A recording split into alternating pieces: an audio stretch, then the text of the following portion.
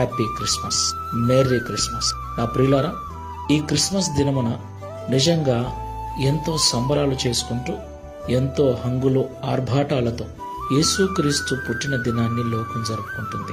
అయితే యేసుక్రీస్తు ప్రభుల వారు ఎందుకు పుట్టారు?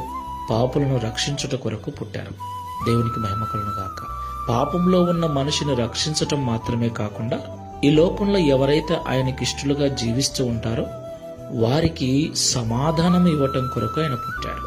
అవును ప్రియులారా, యేసుక్రీస్తు ప్రభుల వారు సమాధానకర్త.